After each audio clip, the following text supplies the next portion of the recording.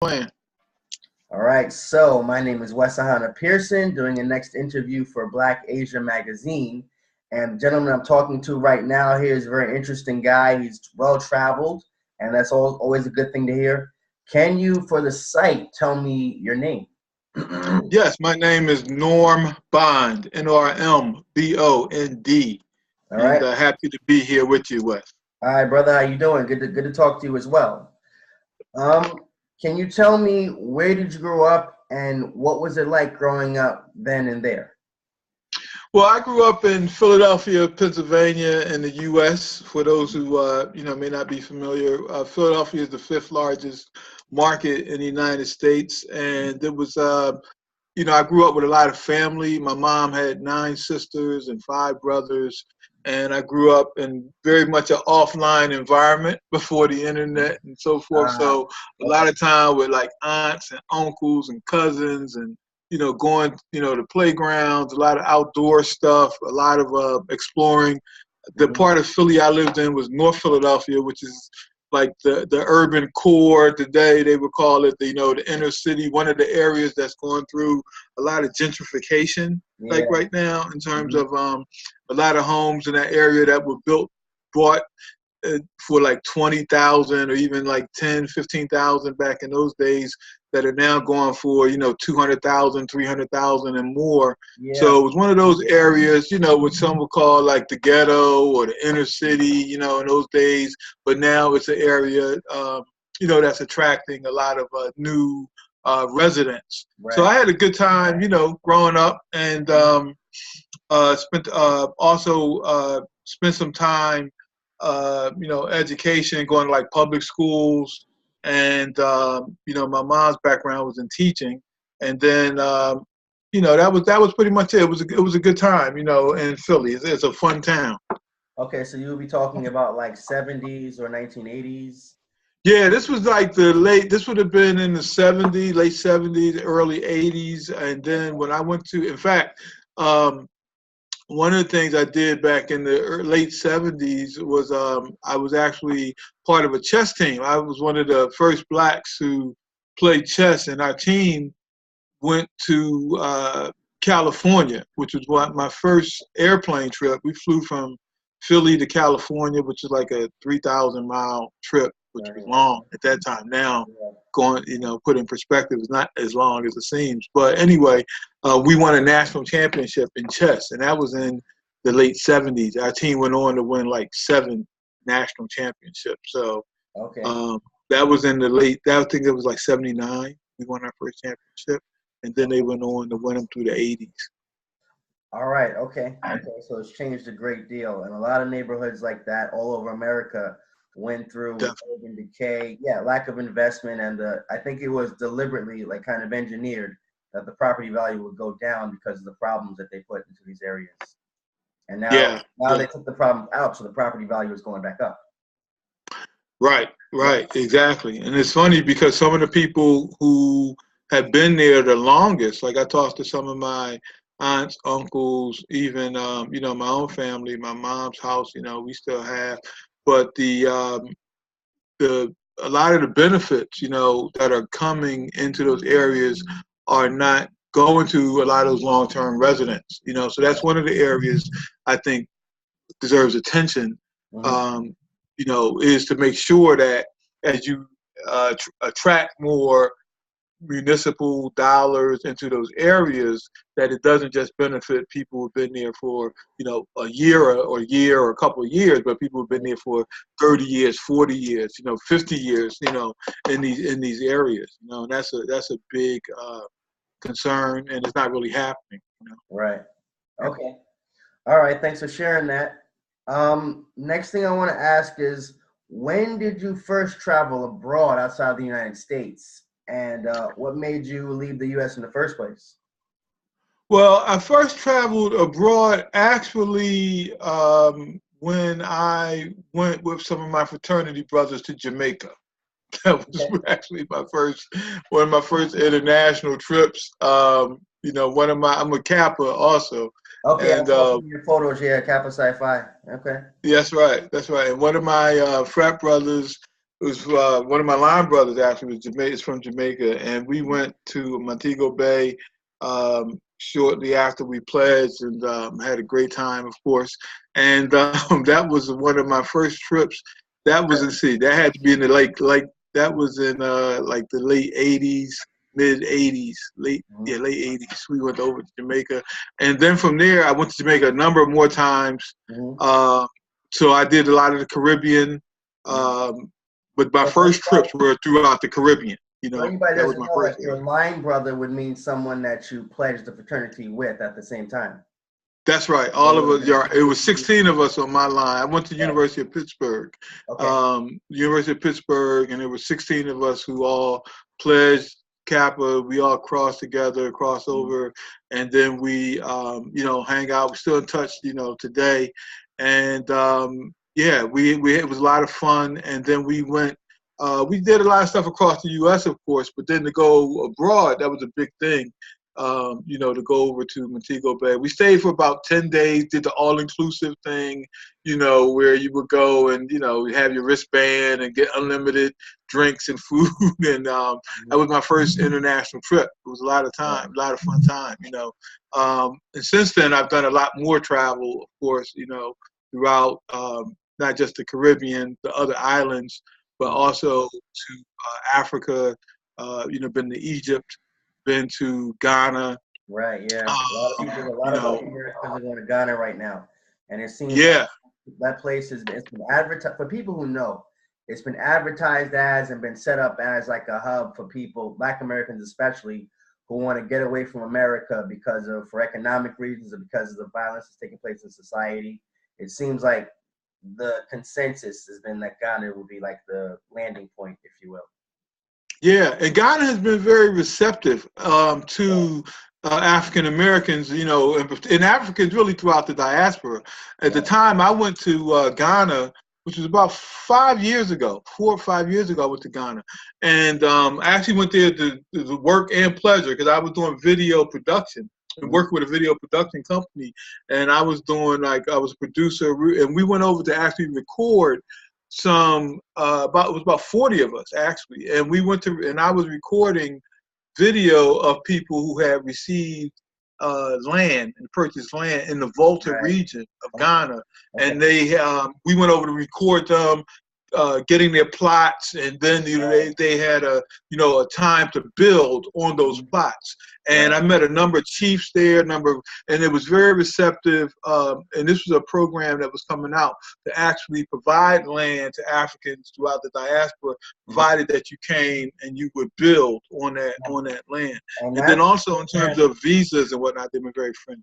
That's a program that goes back to, I believe, Martin Delany after the Civil War was the first person who said, okay, he wanted to take all Black Americans, some 4 million odd people. And specifically, he was talking to chiefs in Ghana, and we're like, we're going to get certain plots of land, but be able to contribute skills to build society. So that's something exactly quite a ways. I was involved with a tourism company that was some people in New York City, in Queens, where I'm from. They owned a plot of land over there, and we set up a tourism company that was going to try and be involved in, managing all this traffic of people that's going over there. Because after Trump was elected, a lot of people wanted to go a lot of places. So that traffic picked up and picked up. Yeah, still do. But yeah, I think that was it's a great program. And what I found is that there's such a need for skills there, and there's such a opportunity with the skill sets that we have throughout the diaspora, that there could be a great connection. One of the people I worked with actually a lot also was OIC of America, and Reverend Dr. Leon Sullivan, who did the African American summits, and for many years his vision was to build a bridge from Africa to America. And as he said in his book, Build Brother Build, his vision was to see Blacks and Africans going back and forth across this bridge, exchanging skills, exchanging talent, resources, and building, mutually beneficial. What does OIC stand for? OIC stands for Opportunities Industrialization centers. And Reverend Sullivan built that back in the 60s. It was one of the first and largest employer of blacks. And basically it was about creating industrial skills. And it's still around. It's still in Philly, across the U.S.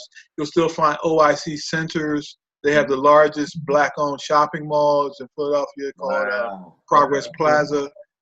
Really historic. Definitely check out Reverend Sullivan and his legacy. Right. Okay. I want to take a step back and talk about what you just said about gentrification, because I can hear in your voice that you have a passion for a certain aspect of that. Yeah, definitely. Gentrification. Like, I grew up in Queens, in Southeast, which tends to be an area where you see a lot more educated black professionals, and a lot of people who are homeowners and more middle class, more upper middle class. We don't see that much gentrification in Queens, but parts of Brooklyn, parts of Harlem, the Bronx, and this is all over America. Gentrification has a definite overt racist element to it, because when you talk about gentrification, first you have to go back and talk about white flight and the fact that the suburban areas were built for white people, and blacks were pretty much illegally and then legally banned from moving to these better areas. So then you have black people in the cities. And then the drugs come in, which devastated everything. And it was like actually a militarized assault on black people in America with the drug epidemic and also the incarceration. I think the numbers are about 1/4 of our population got locked up behind bars. Even though most of the people who were using crack were white. Yeah, right, exactly. So it's like we separated you, we hit the blacks as hard as we could, and then now the whites are coming back in.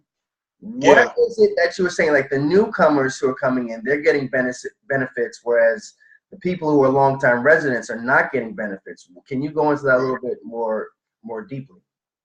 Yeah. Well, what's going on? I mean, you hit on a lot of the points, and what happens is that when you look at the numbers, and you can see that in the 70s, even if you look at single parent households. If you look at the percentages of businesses, right? What you'll find is that African Americans were actually higher in the 70s. Like you said, when you come into the 80s, and then, like you said, the crack epidemic, that hit, and it was intentional, of course. And Maxine Waters and others have documented, all of the intentional flooding of these communities with these drugs. It was government sponsored, and this has been documented. So the point is that a lot of the people who were in those communities who had their homes, and when you come into you track it forward to now, you've had a few things that have hit. One, of course, is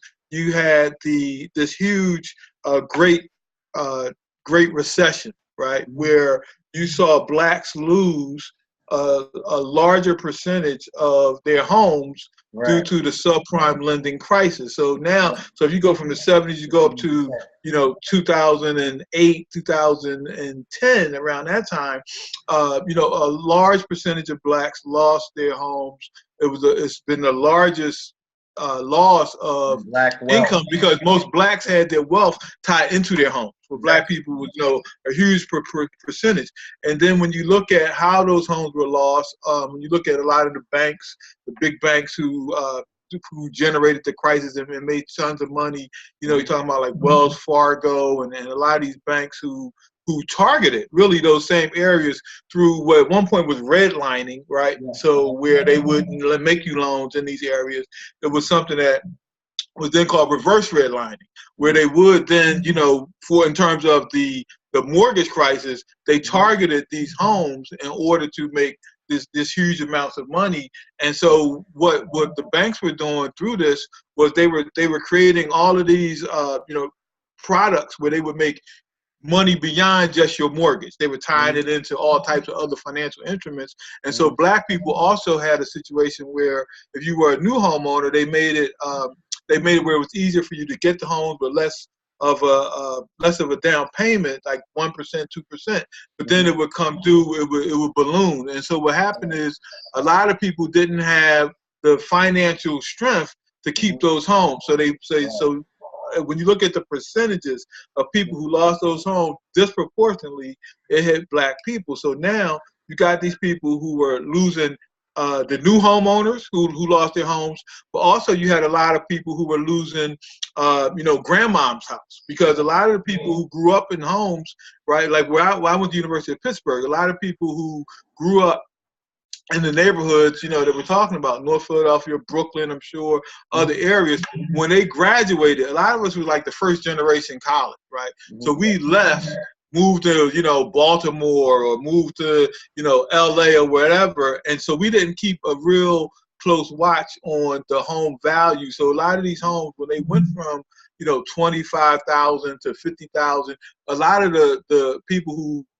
the kids of grandma wanted to sell these homes, and we took 25,000, 30,000, and then you had developers come in who would then turn these homes into like multi-level apartments, and often they were close to universities, close to areas that were, a lot of these neighborhoods had very accessible transportation where you could get into center city quickly to work. Right. And we had lost the kids, had lost the importance of that value. So you had a developer buying a house for 30,000, able to flip it for 300,000, 350,000 in a couple of years, and it basically became an investment property. So the people who had originally lived in these neighborhoods often would have to sell because they couldn't afford the taxes on the home. Or you have a home that went from $30,000 assessed value to $300,000 assessed value. Often, if you're someone who's been living in that home for 25, 30 years, even though it seems good that, wow, my property is appreciated this much, they couldn't pay the taxes, and so they were often forced to sell. And so what that meant is now you have people who either sold their homes or they got tied up in owing so much in the taxes that they lost, those homes. And then when I was in Philly, I was in areas where you would see on Sundays, it was like safari for, you would see all types of people coming in, and coming from New York. As you know, there were people who were coming into Philly from New York.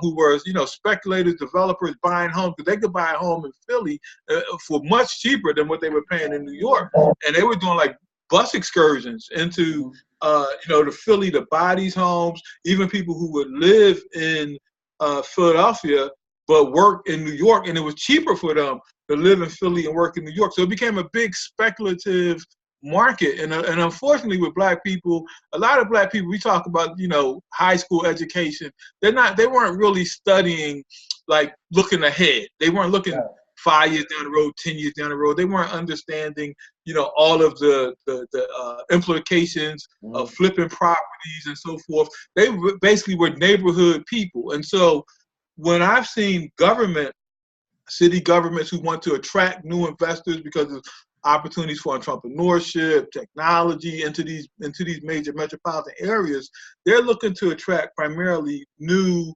residents into these areas. Right. Like if you look at, say, Amazon looking to relocate its headquarters into a major market, the benefits for that are not often targeted at long-term residents. It's targeted at how do we attract new people into this community, and how do we offer benefits for the companies, the employees, new people, not how do we help people who've been here 30, 40 years benefit from the value? How do we give them new skills? How do we show them how to develop these neighborhoods? It's more like how do we, package these and get them out? And so that's where the gentrification, and I'm generalizing some of it, but this is where you see the negative impact of gentrification, because there are areas I go back to from when I grew up, or even from when I was in college, and they used to be 99.99% black, and I'll go home today and, I'll see people, I'll walk the dog,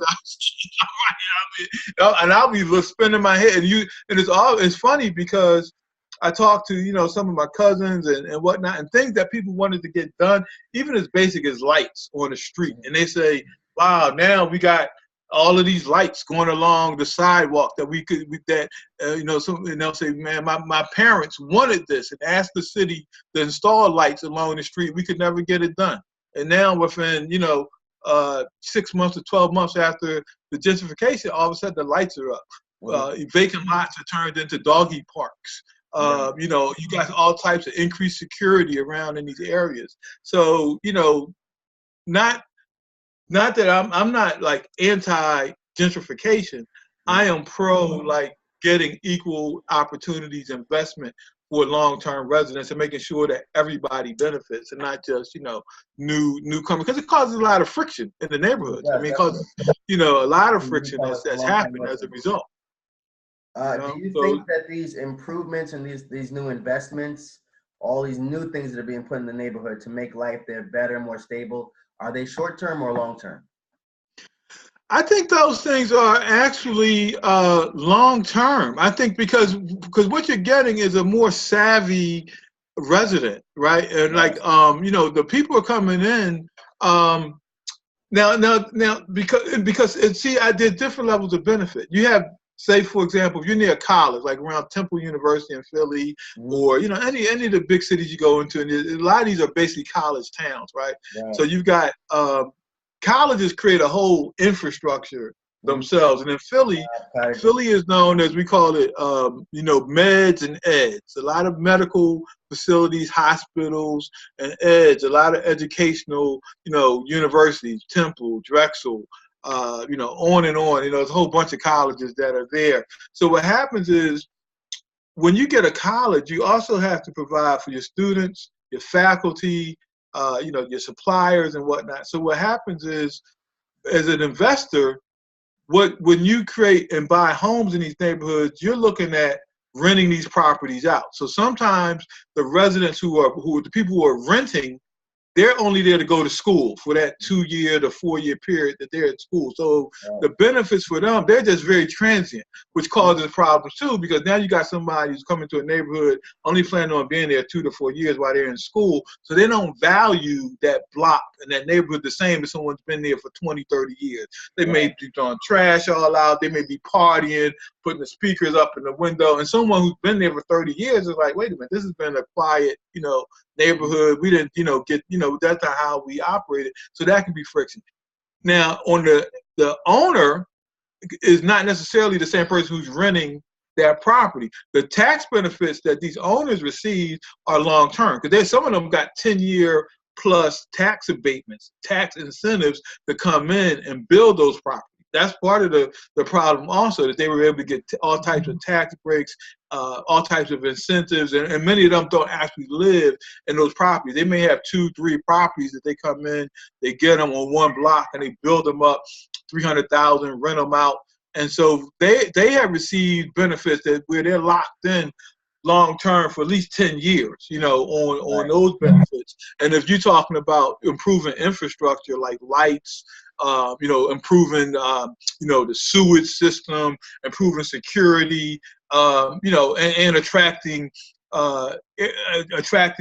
housing for students or for companies that are coming to these areas, increased police presence. Those are more long-term, you know, benefits. And like I said, by the time these really kick in, most of your older residents or even their kids have sold those homes and moved out to wherever, you know, probably out, you know, to suburban areas and becoming, I had a friend in Philly, she used to say, like nomads. She used to say, like, we have to, as Black people, kind of pick an area and just decide we're going to be there. Because what happens is, you know, often we just get pushed from place to place. Was the house that grandma moved in, like we moved from, everyone used to live in Harlem, and then some people got moved to Brooklyn. That was a little bit better, and then we moved up to Queens, up Long Island. So I understand definitely what you said about the nomad principle. Yeah. Excuse me. From what I just heard you say, of course, America's always going to give Black people a hard time. For our part, it seems like from what I just heard you say, there's a kind of apathy on the part of Black people. Like not wanting to maintain or give me 1 second, man.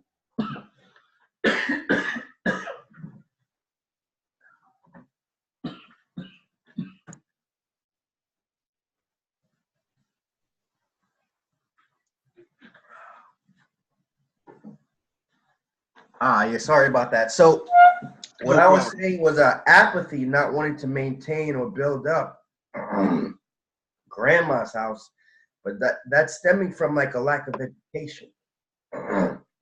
Not really knowing like that there's value in not moving out but staying in or just holding on to this property. Right. So Right. yeah, so maybe what I'm saying is that maybe the solution to that is giving people education about property and real estate markets, things like that. Yeah, I think that's definitely a solution, and I think there's definitely an apathy, and I think part of the apathy is because you mentioned it earlier. It's a long-term proposition, right? Because often what happens is the short-term opportunity is right there in front of you. Like if someone is like, "Listen, I'm gonna give you 50,000 for this house." Right today, and people will take it. You know, even when I saw the same thing on the business side, it's crazy, right? What happened is that when I grew up, also I worked for one of my uncles who had several restaurants in Philly, which were basically, you know, you would call them greasy spoons, mom and pops, right? Where he sold like the cheesesteaks, the corner bodega type of situations, right? And so what happened is, in the 70s, right, that was really popular, and even into the 80s. But then you saw a lot of the Asian actually come into the neighborhoods and start buying those stores up, right? And these corner stores, Asians, also, you know, people from other ethnic backgrounds, Puerto Rico, Hispanics, you know, Puerto Rican, right, moved in, right? And so what happened is you had somebody who they would come in with a briefcase full of cash, 20,000, whatever, and buy the store. Same thing, right? So now, when they bought these locations, the business owner who had had that store for 10 years, 20 years, and dealt with the headaches of it was like, you know, hey, this is my chance to cash out. It was easier to see that versus now. But you take that forward 20 years, gentrification has happened. Now you got universities coming to these areas. They could have made a lot more money had they held on to those businesses. But that's that long view. And what I'm saying is you see the same thing in terms of the gentrification and in terms of owning the homes and owning the real estate is unless you're someone who has a vision and can see the value of dealing with the month-to-month, day-to-day challenges, you're always going to do, you know, you're going to take the short-term view. So, because some of our people actually have the education.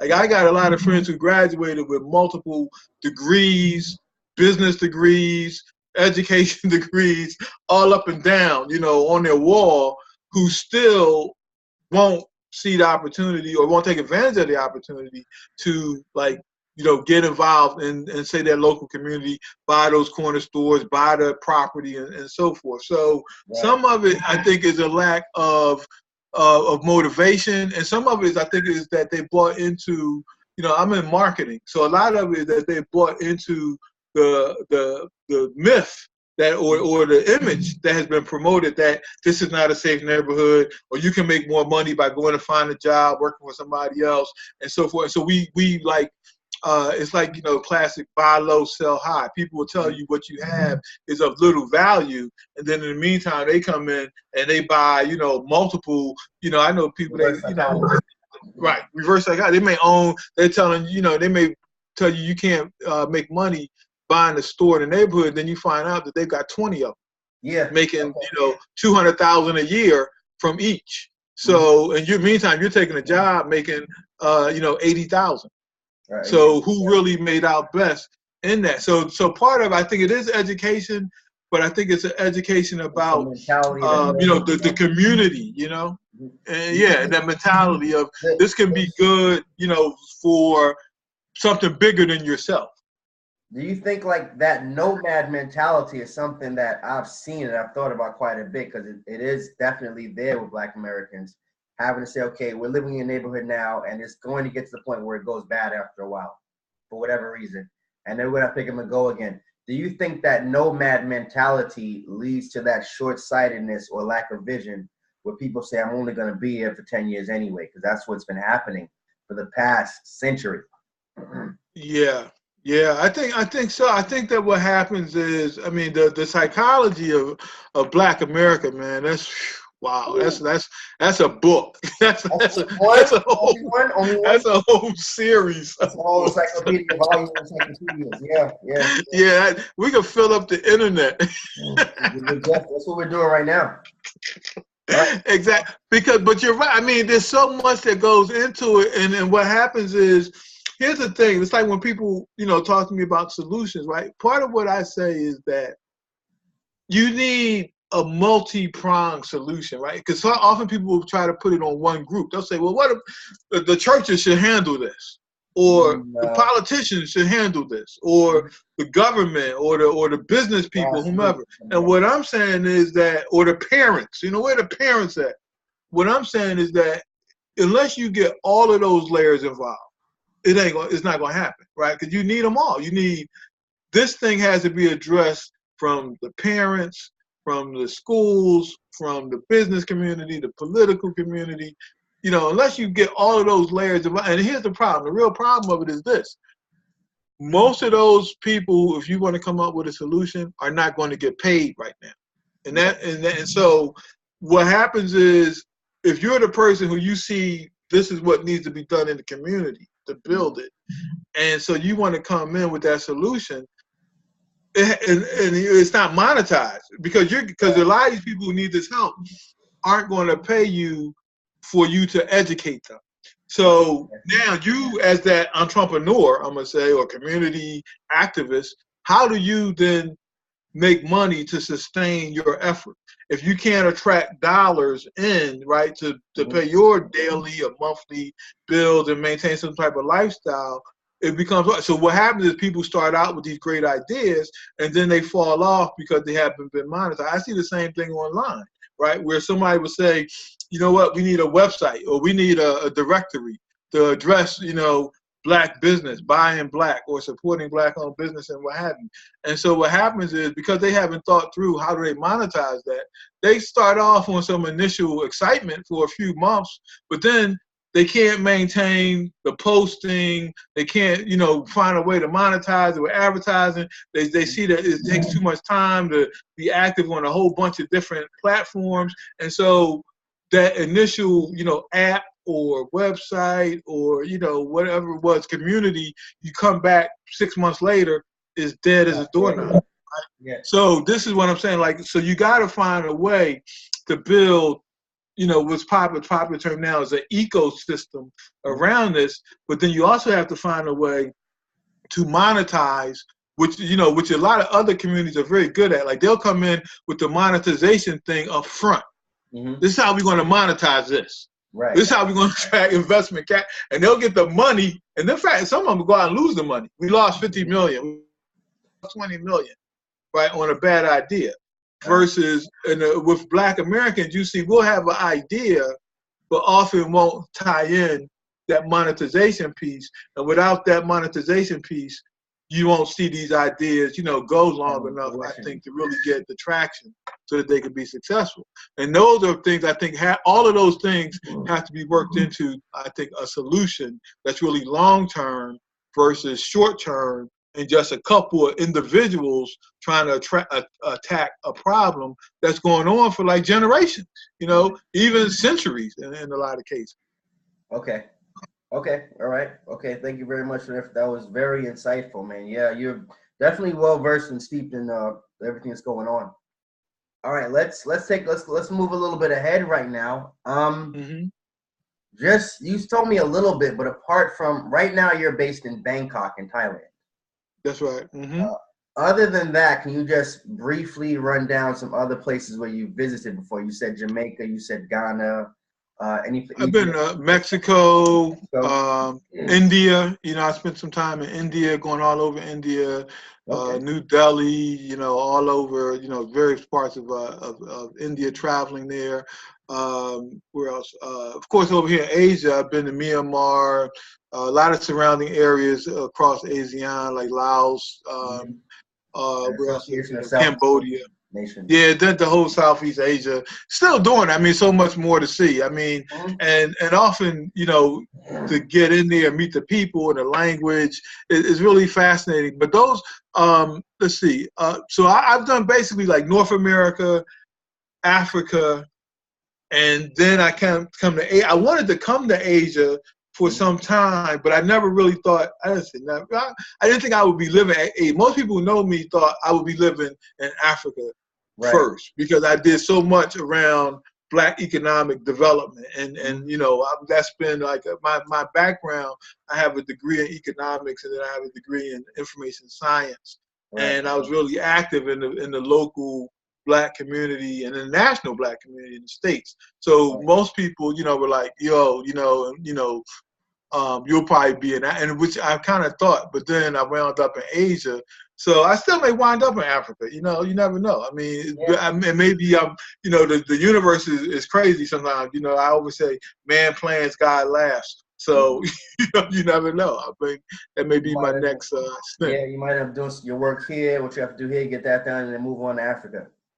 Right. Right. And sometimes I think, too, you got to get different skills. It's like people want to be entrepreneurs. And I would sometimes say to people, you know, get a job, because learn on somebody else's nickel or dime or bot or, you know, whatever, because there's a lot to, you know, building. And so here, like one thing, if you talk about developing nations and developing, you know, economies, you know, what's going on in Asia is further along than what's going on in Africa, right? And now people are coming to Africa now. It's like now Africa is hot. That's the place. But a lot of things that we can pick up that we've seen go on in Bangkok and in China and in Cambodia or in Vietnam can be applied if you go into Africa, you know what I mean? So there's different things that, you know, those of us who are traveling, and because we have these tools now, like the tools we're using right now, whether we're talking about video, audio,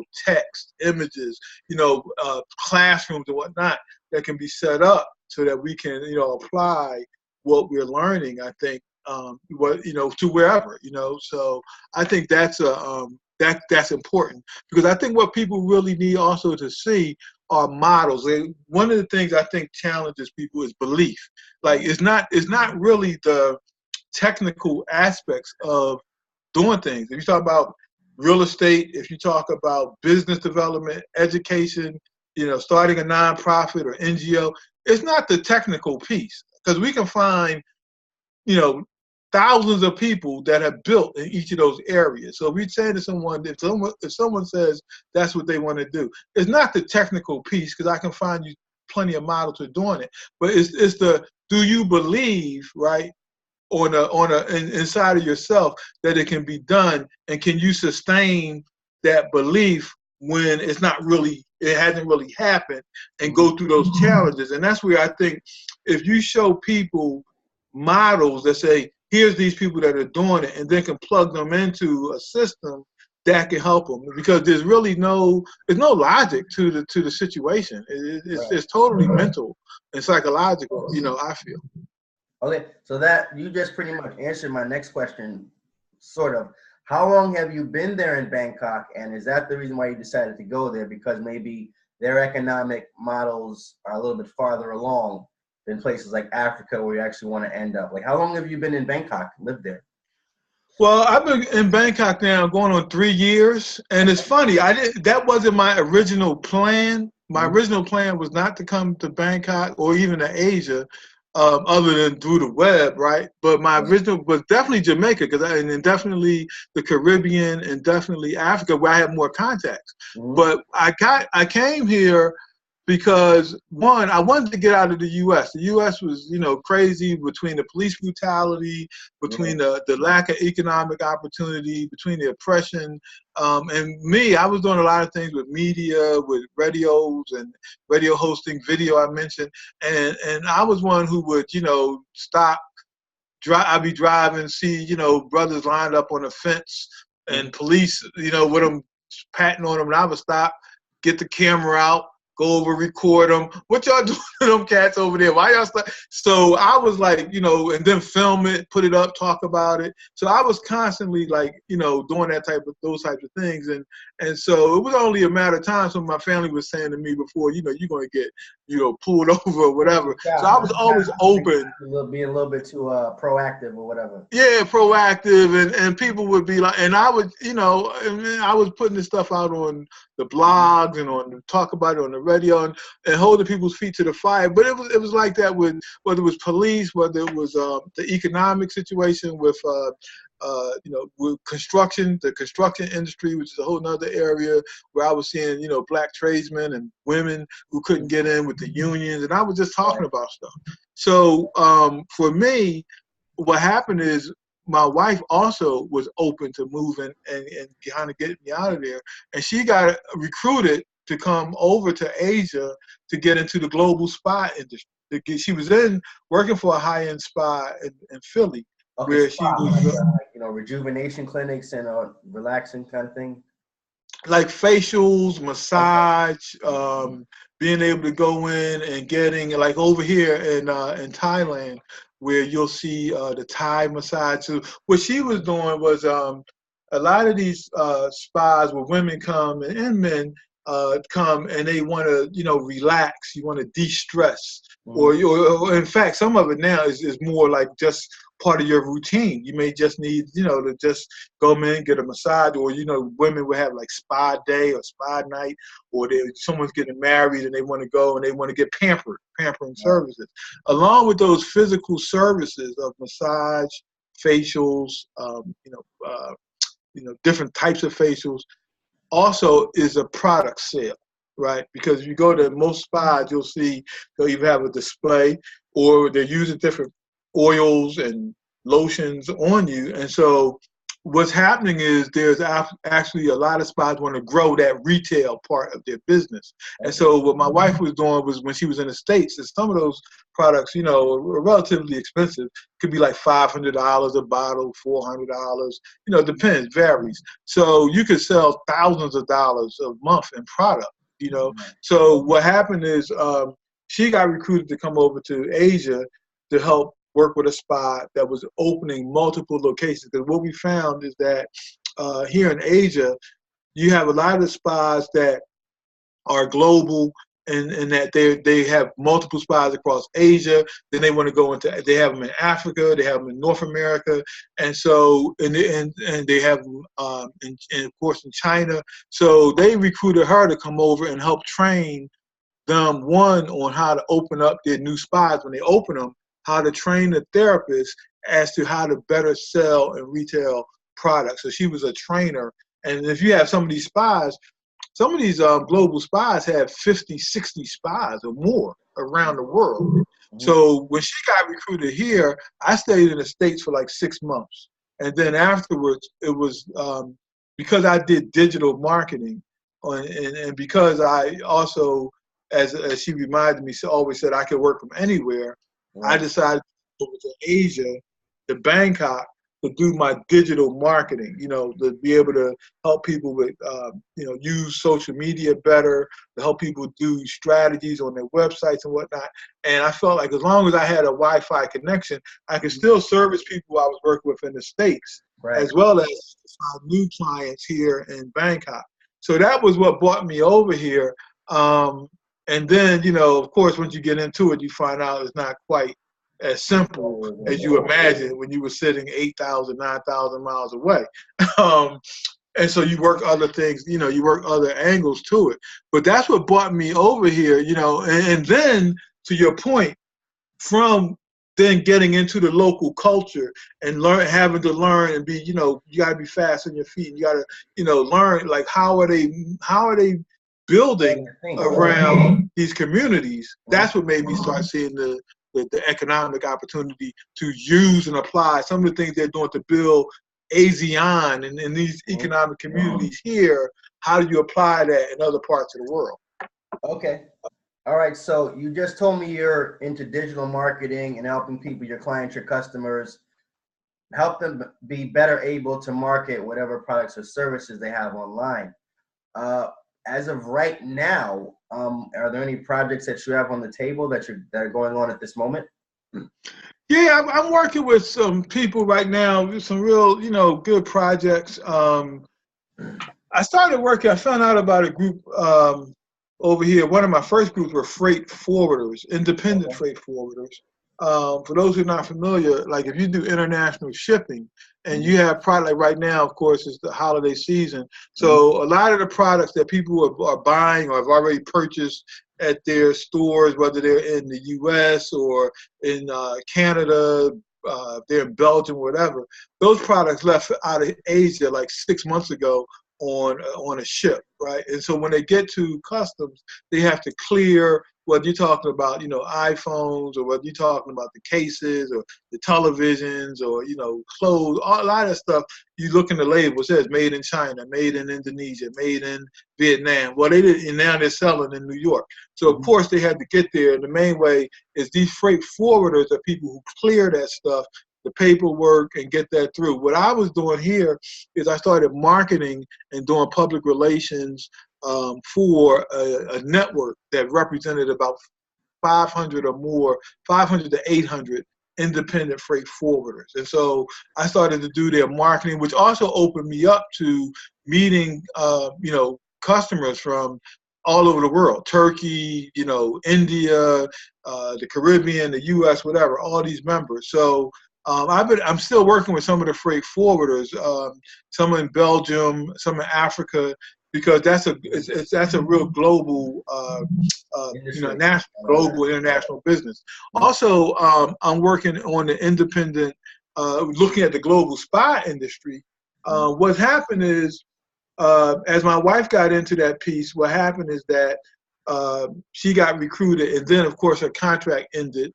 And so my background in technology, we decided to take some of her training, and she was going into the spy to do training and create a digital version of her training. So basically, looking at, because most things now, if you go into somebody's office and you're showing them a PowerPoint and you're walking them through something, you can find ways to digitize it. So what I help do is digitize that, turn that into an online product that we're now targeting different global spies with.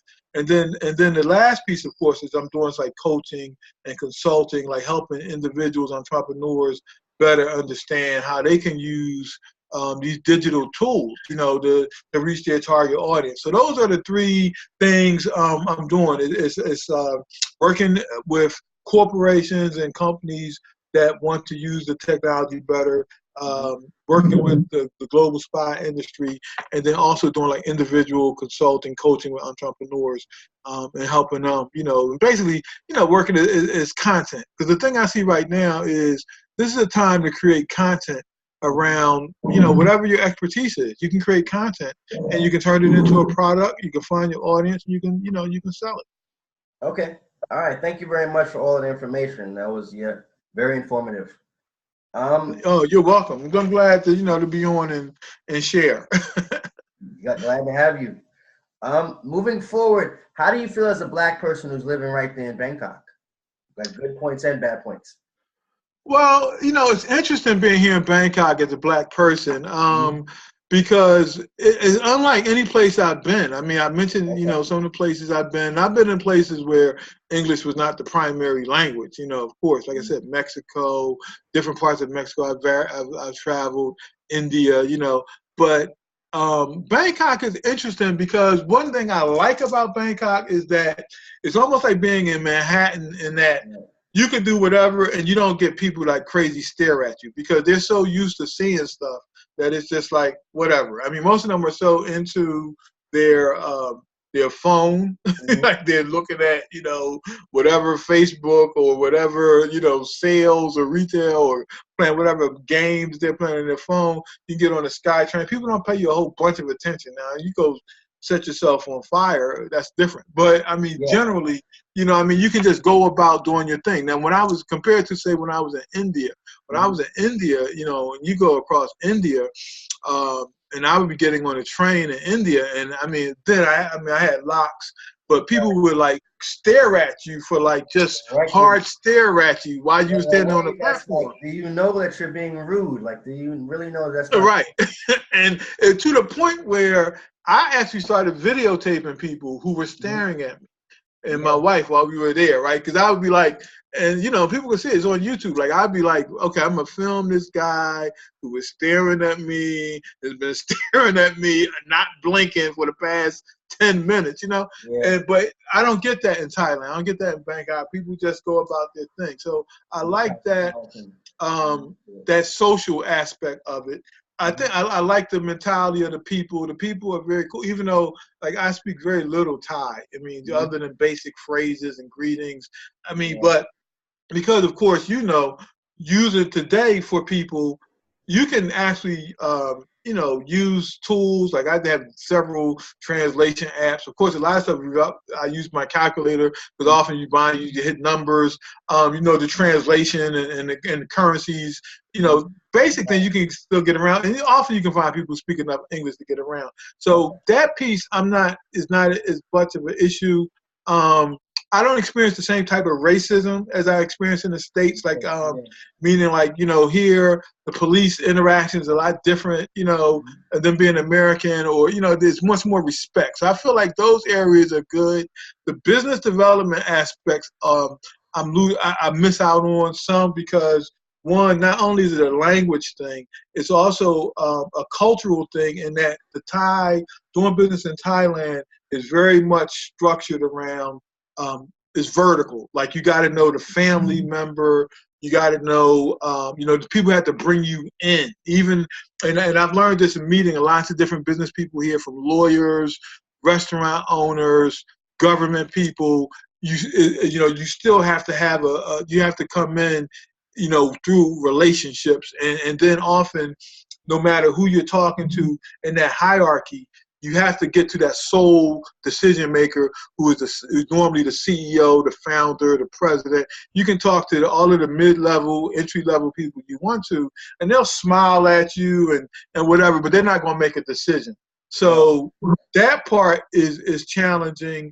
And then also the technology piece is challenging. Even though Bangkok wants to position itself across ASEAN as the leader, the tech is not where it is in terms of, like, say, compared to, of course, the U.S., you know, North America in general. It still works, but for somebody, you know, you just have to adapt to it. So some things, you know, you can't get into, you know, as fast, or you know, you may be here and the power may go out for 10 minutes. Right. Okay. Like you just deal with it. Wi-Fi speed is like maybe half to 2/3 of what you get in the U.S. Okay. But I like it. I mean, overall, I would say I like it. The good parts, I would say, outweigh the bad. And basically, I'm more like a 5-year plan. You know, our plan was to do like 5 years. Like I said, we're crossing 3 now. So, and it took me a little while to figure, but this goes back to anybody who gets into a business. You got to give yourself, I think, like a 3 to 5 year plan on it, because the first year, you know, you got to kind of figure out what you're doing. And now we kind of figured it out. We kind of found the market. We got ourselves established, and we're bringing in clients, and we're turning over revenue. So now the next piece is to grow it, to scale it up, you know, and then from there, once we scale it up, then it can be like, okay, now that we got the system, we can now package it and take it wherever. Because still the goal is to be able to go wherever on the planet and be able to just have your money just following you around, you know, really be able to, you know, secure that money so that it follows you around your income. And then you also get passive income. So that's where we're pretty much on track for where we wanted to be, you know, 3 years into it. Okay. Excellent. Yeah. Great. Good luck. Good luck with fulfilling that dream for the future. Thank you. Yeah. And a big part of it revolves around people like yourself. I mean, people who are, you know, visionary entrepreneurs who, you know, are community building, like what you're doing with like Black Asian Magazine, and really seeing, you know, this new opportunity. Because the thing is, all of this here right now is being scripted as we go. Like I was doing a project, I remember in the States, this 10,000 Men project we did. And I remember in one of the meetings, a guy who had been around for a long time, longer than myself, and he was saying, he gave us this phrase, he used to say, we're building this plane while we're flying it. And I remember what he said, because he basically was saying that we sit in meetings and people would want to know, how are we going to do this? And what do we do? And he was like, we'll have to figure that out while we're actually doing it. And I think that's where we are with the internet. That's where we are with a lot of these things with technology, is that the biggest ideas have not even been, I don't think, executed and implemented yet. So you're going to have to like put them out, build it, develop it as you go. And I think that's what you're doing. Like as we talk about connecting like Asia to Africa to North America. To Europe. These things are the tools are all there, but nobody really has a lock on it right now because this is growing so fast. I mean, what's going to happen with artificial intelligence? What's going to happen with virtual reality? What's going to happen with mobile? What's going to happen now? This whole net neutrality rules being broken. Right, what does that mean? Video. There's so many things. Wearable technology. Where's that going? There's so many opportunities that are coming out that I think it's a great time. What's going to happen with cryptocurrencies and bitcoins and things like that. I mean, there's so many things that are coming that it's a great time to be involved, in this space. Okay. All right. So being there in Bangkok, what kind of jobs or businesses do you see other Black people involved in as you're living there? Well, I've seen the people involved in a number of different types of jobs. What you don't see in Bangkok, and I think probably across Thailand, is a lot of volume. Like you're not going to see hundreds of Black people involved or thousands of Black people involved, right? Yeah. But you will see some. Like I've seen people across the. I've met some attorneys here. I've met a few attorneys. I've met a lot of people who are entertainers, a lot of jazz singers, a lot. I've met some rappers. I met some Jamaican rappers who are here who are hooked up with some Thais and Asians, and they're working on bringing out video. And the brother, he's now part of the under their label, and they've got some music out, that they're doing independent like that. So a lot of creatives. I met a few, people who are working at restaurants, they're doing those types of jobs. And then I met a lot of people who've come here who are part of a bigger consulting firm that might be, they're like expats, but they're working out for a firm that's in the U.S. and they're here, doing, which is most of the people that I've met. Like they are, here in the building, like where they work for the embassy, so they are, here in that embassy capacity. And then, of course, I've met some retirees. I've met some brothers that have come here because they came here during Vietnam, and now they came here. They've got the Thai wife, and they've opened up a restaurant, or they've opened up some type of a club, and they're doing that. So I've met vendors. I've met people out on the street sometimes with vendors, many of them from Africa, who are out, vending and selling different things, whether it's clothes, food. I've met a few of those guys. But I would say the majority have either been the employees who are here, and then the entertainers. And some of them are just passing through. Like they come over here like this time of year, they're singing, and then they go on, to Singapore, or they're doing like their Asian swing. So it's a good variety of people, but not a lot of quantity of people. Right. Okay. Probably all those areas that I just named in over 3 years is probably less than 200 people. Oh, okay. Not that much. Yeah. Not that many people. Not that many people. Not that many people at all. All right, but it's good to hear that most everyone you met is doing something positive and productive and something stable. That's excellent. Yeah, well, I try to keep it positive myself because, they say, it's all about, attraction and energy. So I'm always trying to keep the energy positive because I'm too far away to have like negative energy. I could get that, closer to the States, right? So I try, if I don't feel like the energy is positive, or if there's not opportunity to grow, expand, do something positive, make some money, help people, whatever, then I try to remove myself from those situations, whether it's online or offline. All right. Okay. Thanks for sharing that with me. So looking towards the future, what projects do you have over the next couple of years, and what's on the horizon for you? Well, I think the biggest thing, it's funny. One of the things that I'm saying is, here's the thing I'm seeing that really I think people can probably grab onto. One is like building community and building ecosystems around stuff. So when I talk about, like, say, look at the global spa industry. One thing I learned about the global spa industry is that a lot of people who are acquiring spas are financial companies, right? And they bought out this spa, like the spa my wife was working for. Were acquired by a financial firm. Now you think, well, why is a financial firm buying spas, or why? And what's going on is people are buying, and businesses are buying other businesses now for their subscriber base or for their customer base. Because if you think about it, a person who goes to a high-end spa, travels to a high-end spa, what other products do they buy? They probably buy cars, houses, luxury goods, jewelry. You know what I mean? They probably have children in college or going to college. They're making investments. So often if you acquire that business, you get access to that database.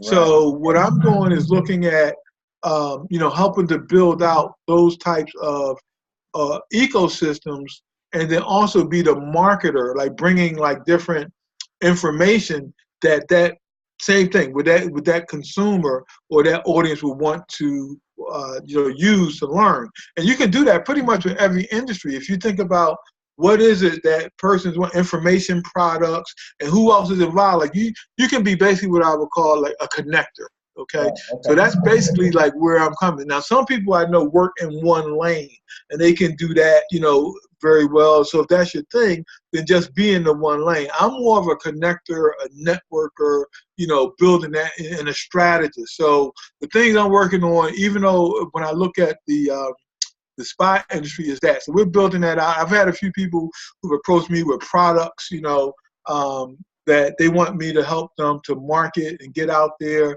And these could be like luxury products. These could be people who are in the States and they want to get their stuff into Asia. And basically what I'm looking at is targeting that wellness traveler. Okay, so then there's a huge amount of opportunity for that. So I'm doing some things with that, working with a couple of companies who want to bring that in, multi-million-dollar opportunities there. And then also, I mentioned the forwarders. I'm working some with the forwarders, but then also another big area that I'm working on is this whole digital currency, the whole thing with cryptocurrencies. I think that's a huge opportunity. Bitcoin, there's a lot of those things.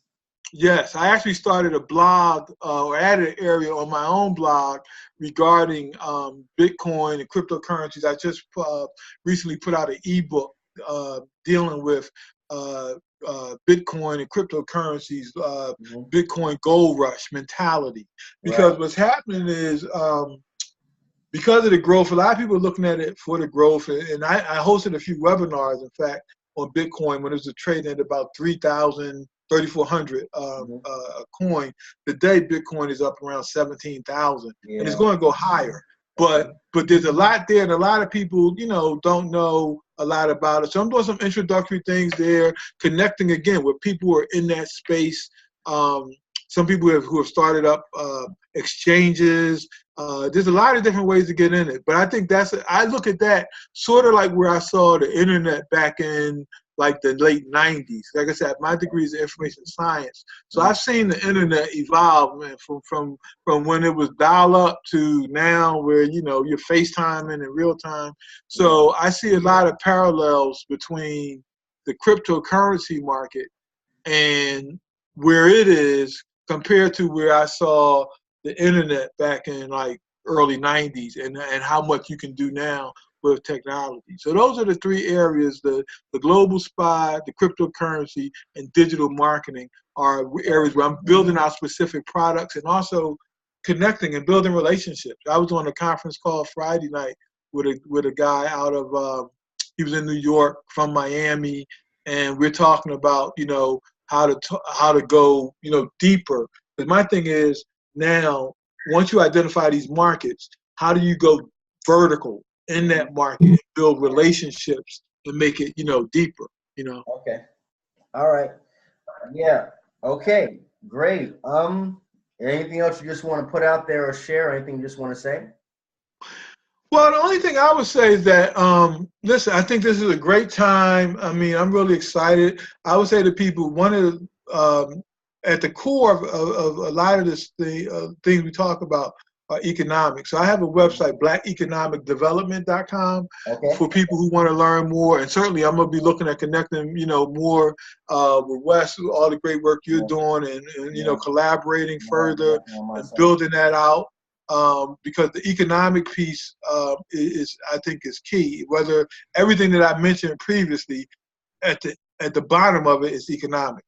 And then for marketing, of course, is my site, normbondmarkets.com, because obviously economics and marketing connect. So between those, those two things are I think key, because no matter what product service you have, whether it's for-profit, not-for-profit, NGO, whether you're an entrepreneur, a solopreneur, corporation, whatever, you have to market. You have to get your stuff out there. And marketing today has gotten much more complicated than it was, 10 years ago or 20 years ago. So definitely I would, encourage people, learn as much as you can about marketing, digital marketing, conversion, those types of things. And then being on here with you and talking about, blacks in Asia, I would definitely say look at the importance of the economic angle to what you're doing, and look globally. Because like I said, when I look at what's happening in a region like Asia, certainly there's things here that we can apply to Africa, and we can apply to North America, wherever you find yourself. Okay. All right. Great. Norm Bond, thank you very much for talking to me. Well, thank you. It's been great. And keep up the awesome work you're doing.